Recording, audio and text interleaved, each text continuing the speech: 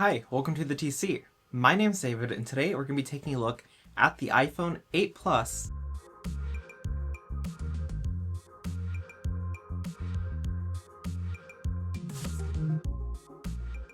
So the iPhone 8 Plus is quite an old iPhone now. It was originally released in 2017 alongside the iPhone 10. And if you remember, this was actually the last plus-sized iPhone that had the home button. And with the home button on this iPhone, this was a haptic touch home button.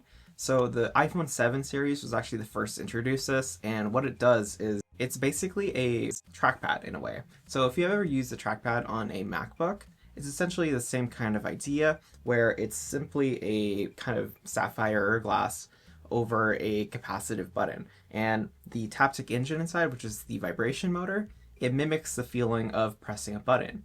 Or I do have to say that the Taptic motor on the iPhone 8 Plus is actually quite good at mimicking the feeling of a button. And for a lot of people, I do think that the home button on these phones were actually more reliable than the traditional kind of actual real buttons, simply because there is no moving parts. So yeah, I do think that having the haptic button was actually quite a nice addition. Also, with the iPhone 8 Plus, although it doesn't really look that different from the 7 Plus, and to be real, it is basically 99% of the same design, it does have a glass back. And what that glass back allows you to do is wirelessly charge this device. Unfortunately, MagSafe wasn't a thing back then, but having wireless charging on an iPhone was nice, especially considering this was the first iPhone to introduce it. So another thing with this iPhone is that it did come in 3 different colors. I do have the space gray here, and it's kind of a dark grayish black. There's also a silver, which is a classic option, as well as a gold option. Now the gold option was kind of a blush kind of gold. I would say it's actually quite similar to something that we see with the new Desert Titanium. So with the iPhone 8 Plus, what was really different versus the 7 Plus? And if we look back into it, there wasn't really that many differences. Of course, there was the kind of, obvious things that changes over the years. The camera system got an upgrade, the processor got an upgrade, and there was just some quality of life things such as wireless charging and better speakers. And yeah, essentially you were buying a iPhone 7 Plus S model, in my opinion. And most of the real upgrades went to the iPhone 10, which makes sense. It was the 10th anniversary of the iPhone, so yeah, for this generation, the 8 Plus kind of got the back burner for all the upgrades. That doesn't mean that the 8 Plus was a bad phone though, and for a lot of people, this was the classic iPhone and one of the last iPhones that they had that had a home button. And, a lot of people are still holding on to that home button just because they like having a home button. And it's kind of a shame that the only iPhone we have today that has a home button is the iPhone SE3. I do want to talk about the processor on the iPhone 8 Plus. It is the A11 Bionic chip, and this was also on the regular 8 as well as the iPhone 10. The difference is that this had 3 gigabytes of RAM on the Plus model simply because it has the ability to do portrait mode, and you need more RAM in order to computate all of the background blur. What that does mean though is that it does keep apps in the background more often than the regular 8. And I think that if you are more of a power user, obviously that is a very big benefit to having the Plus model. Another big benefit, of course, is the battery life. This does have a bigger battery, and in a lot of ways, this is actually better battery life than the original iPhone 10. However, consider how many years have passed now, and the battery on this phone has definitely degraded quite a bit. And yeah, I would not trust this to get me through half a day. It originally came with about I want to say 2400 milliamp hour battery. I'll put the actual spec here. And phones today are coming with like 4500 to 5000 milliamp hours. So yeah, it is quite a big difference. And even if this did have a new battery, I do think that most people would see a difference in battery life compared to the newer iPhones or even newer Android phones. Doesn't matter. For the time, it was a good battery, but now definitely shows its age. Another thing too is that because it is stuck on iOS 16 and we're on 18 now, I do worry about the software on this phone being a problem for app support in the future.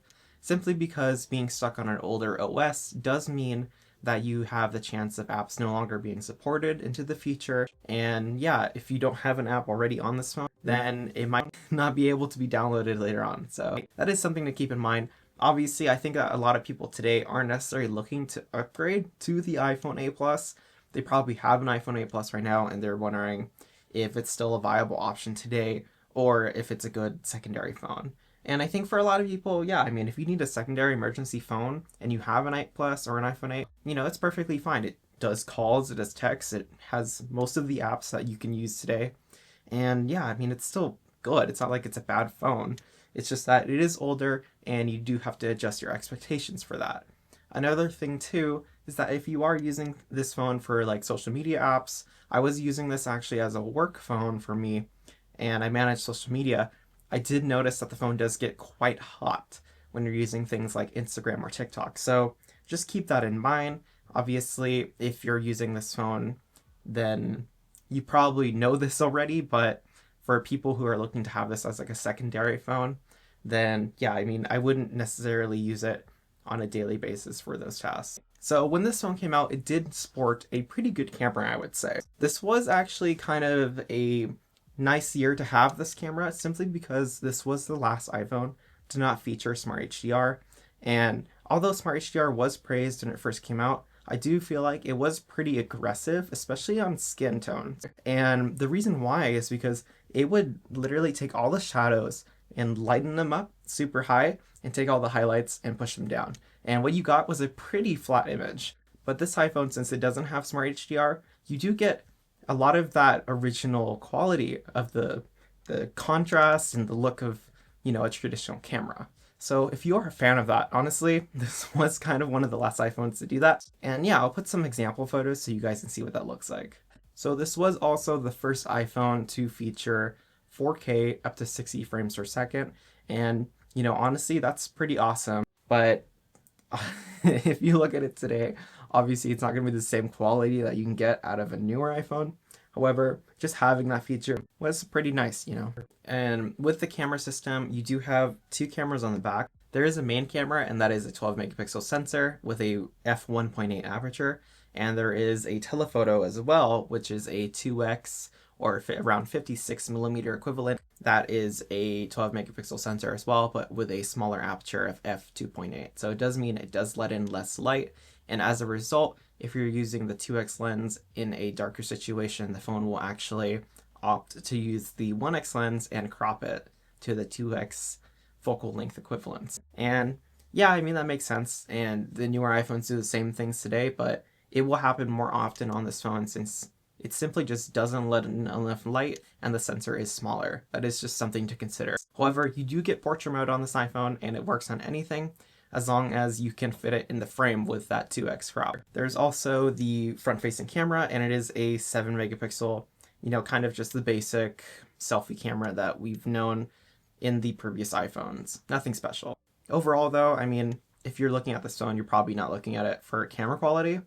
So for what it is, it's a fairly good camera, and, most people won't be, like, super upset with it. So how do I feel about the iPhone 8 Plus? Honestly, I wouldn't go out of my way to look for an iPhone 8 Plus, especially if you're trying to use it as like a main phone. But if you have one and you want to have it as a secondary phone, go for it. Like, as it is right now, it's perfectly fine and it does all the functions that you want for a phone. Definitely don't go out of your way to look for this phone, please. Like, you'd be doing yourself a favor looking at something like the 10R or the 11 if you're really on a budget, but you need a reliable iPhone. I hope that this answers some of your guys' questions about using the iPhone 8 Plus. If you guys have any more questions, do feel free to leave them in the comments down below. I try to answer all the comments, so anything you guys might have any questions on, definitely let me know. If you guys enjoyed this video, consider subscribing to see more content just like this. Thanks for watching, and I'll see you guys in the next video.